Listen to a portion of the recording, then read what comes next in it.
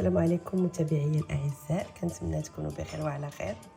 اليوم ان شاء الله غادي ندير معكم واحد الكيكه سهله ماهله خفيفه ديال التمر.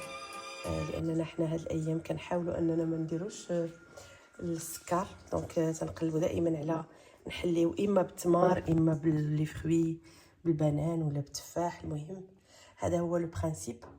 ايوا اليوم حنا عيانين، قلنا ما كاين حتى شي مشكل نديرو شي حاجه حلوه باش نطلعوا شويه المغال، حيت ضربنا البرد انا وعبد الجليل بجوج. الوغ المكونات ما نطولش عليكم: جوج البيضات، كاس ما عمرش ديال الزيت، حنا كنديرو زيت بلديه. قريت هاد النبق زدتو من عندي، خديت غير شويه ما كاملش نص كاس. 4 المعالق كبار ديال السكر. التمر كاس نفس العبار ديال هاد الكيسان، غير درتو في الماء سخون. صغيره ديال القرفه ومليحه قبيصه الملحه ضروري راكم عارفين، وجوج كيسان ديال الدقيق مغربل بيان سور، وجوج الخمارات. المهم بقاو معايا حتى تشوفوا الشكل النهائي ديال هاد الكيكه ديال هاد النهار ديال الحد اللي كالم وهادئ. هنايا كيف ما كتشوفوا معايا درنا المقادير كلها تقريبا في الميكسور، بقى غير الدقيق والخمارات ومليحه هما اللي بقاو.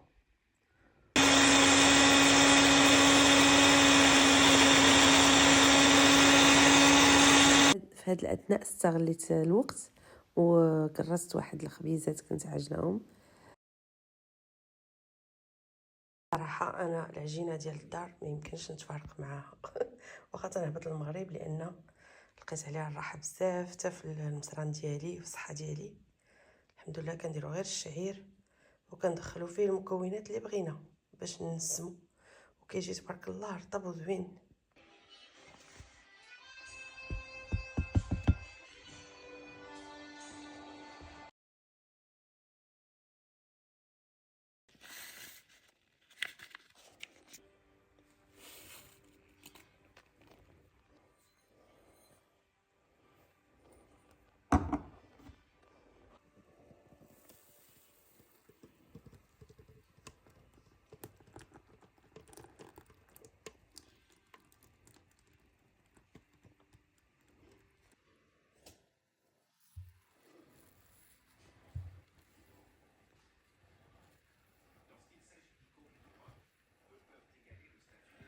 نستمروا بالتحراك حتى كيتشكل القوام ديالها.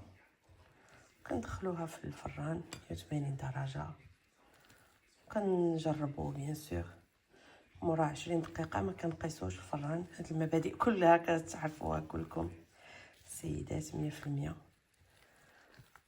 ما كنحلوهش قبل من 20 دقيقه، ومن بعد كنبقاو نراقبوه بشي كوردون ولا بشي موس.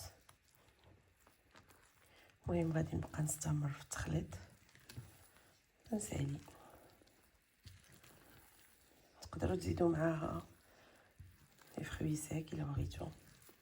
بهذه المناسبه كنبغي نشكر الاخت ديالي هند، حيت هذه الوصفه ديالها هي معروفه بالكيكات، هي الطباخه الماهره عندنا في العائله، يعني كنرجعوا لها دائما ملي كتكون شي حاجه هكا. خواتاتي كلهم باش ما يتقلقوش عليا حادقين. بالنسبه للكيكات هند كانت فنات في هادشي الكيكه، يعني ها هو القوام الاخير كيفاش رجع، وكتقدروا تشكلوا لو ويد.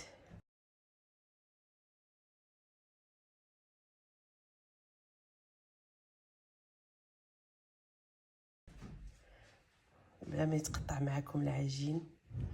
ايوا هادشي اللي كاين، بقاو معايا الشكل النهائي.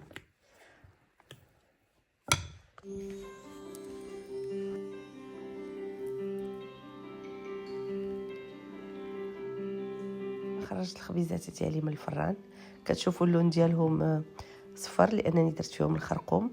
انا معتمده بزاف الخرقوم في الوصفات ديالي لانه سي انفلاماتوار. وهذا الشكل ديال الكيكه ديالي بعد ما سقيتها بان سيرو ديال المولاسل. ودمتم في رعايه الله وحفظه، وما تنساوش لايك وبارطاج والانسكريبسيون في القناه. والسلام عليكم.